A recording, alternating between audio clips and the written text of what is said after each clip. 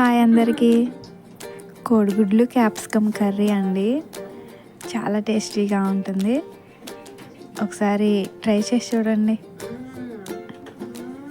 ముందుగా కోడిగుడ్లు ఉడకబెట్టి కూరగాయలన్నీ కట్ చేసి ఇలా పక్కన పెట్టుకోండి. తర్వాత స్టవ్ పై మూకుడు పెట్టి ఒక 3 స్పూన్లు ఆయిల్ వేసి చిటికెడు పసుపు వేసి కోడిగుడ్లు నాట్లు పెట్టుకుని ఇలా వేయించండి.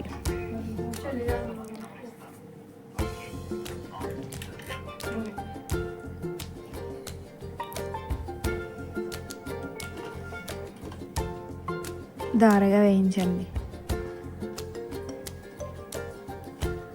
వేగిన తర్వాత తీసి పక్కన పెట్టుకోండి.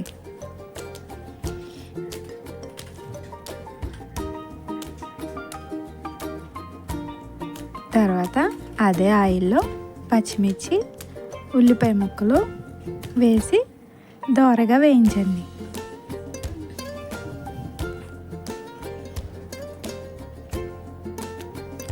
వేయించిన తర్వాత క్యాప్సికమ్ ముక్కలు కూడా వేసి ఒక 2 నిమిషాలు వేయించి అల్లం వెల్లుల్లి పేస్ట్ 1 స్పూన్ వేసి ఇంకో 2 నిమిషాలు వేగనివ్వండి. తగినంత ఉప్పు కూడా వేసుకుని 2 నిమిషాలు వేగనివ్వండి.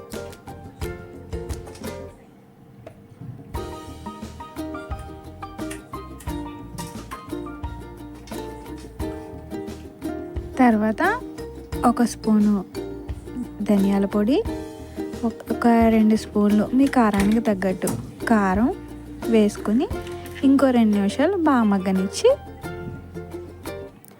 ఒక గ్లాసు వాటర్ వేసుకోండి.